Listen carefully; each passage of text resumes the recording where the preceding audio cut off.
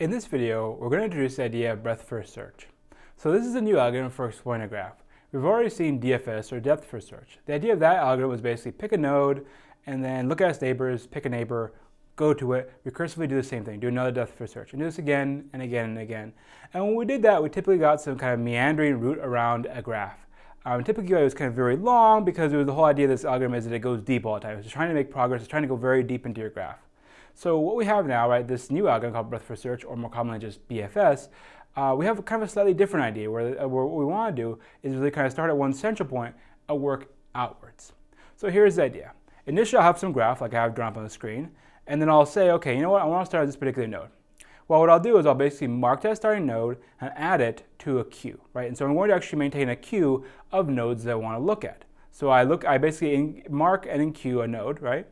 And then what I do is I say, okay, you know what I'm going to do is I'm going to go and loop on that queue while it's not empty, and I'm going to take out an element, I'm going to go explore it. So I'm going to start looping through my queue by exploring it, and I'm going to take out elements, right? And I'm going to take them out, right? Look at their neighbors. And if their neighbors aren't already marked, what I'll do is I'll basically take them, mark them, and put them into the queue, right? So it's as if I'm kind of maintaining a queue that's my to-do list, right? Who do I need to go explore? Obviously, if I've already explored somewhere, I don't need to go there, right? So I need to always check to see, is it already marked before I add it to my queue, right? Only if it isn't marked, do I add it, right? And so I'll have basically this queue data structure that's me maintain how I move through a graph.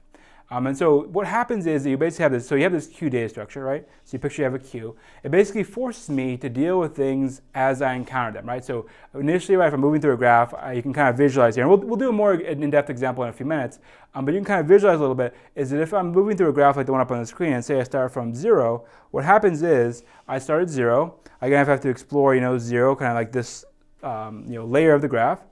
And actually, it is literally called a layer. We even call it layer 0. And then it's like, well, so 0, I kind of process it. I go look at its neighbors. Its neighbors are 1, so maybe 1 is the thing I go and explore next, right? This is maybe layer 1. And then what happens is, right, I go and explore 1, and then I see, oh, hey, 1 has these different neighbors. Those all would get in-queued all together. And so the point somehow, right, is I basically have my my queue basically keeping things in the order that I saw them, right? So what I don't want to do, right, is just go in and say, no, I'm going to do 0, 1, 2, whatever else, right?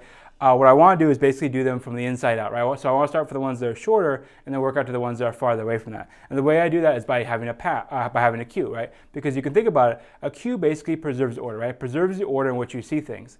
And so basically, if you're always in queuing things, what happens is you're constantly adding to that queue, adding to that queue, adding to that queue. And as you add to the queue, it's always preserving the order. So even though you see something brand new, you're not going to go explore it immediately. You have to wait for the existing things to be explored first, right? This is unlike DFS, where it's like, oh, hey, maybe I saw something new. Well, I'm going to immediately go and investigate that new thing. Here, we're not doing that. We're not going deeper each time. We're putting things in the queue so that we're forced to explore them in the order that we saw them, right? Now, if we do it like this, what happens is we'll actually be able to kind of step out one by one, right? One edge away basically we're able to step out one edge at a time, right? So we're looking at here our picture. We have L0, L1, L2.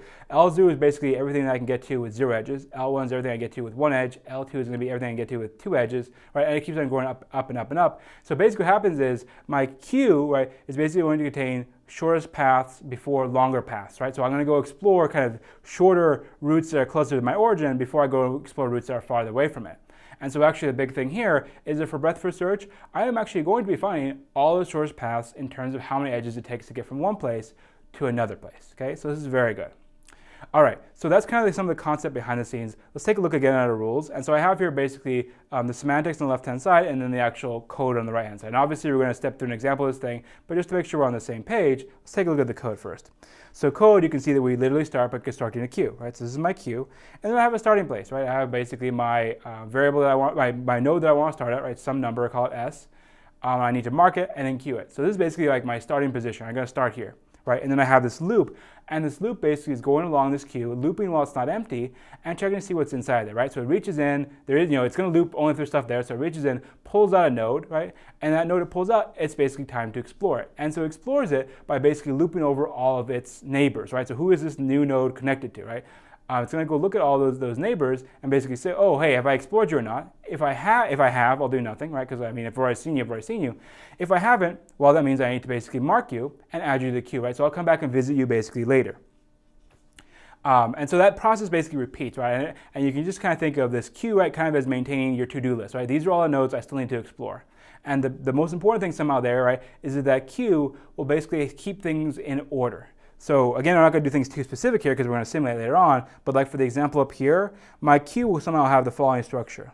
It'll have basically all the nodes in L0 first, followed by all the nodes in L1, followed by all the nodes in L2. So that queue basically, right, this is basically my front over here, and this is my back over here.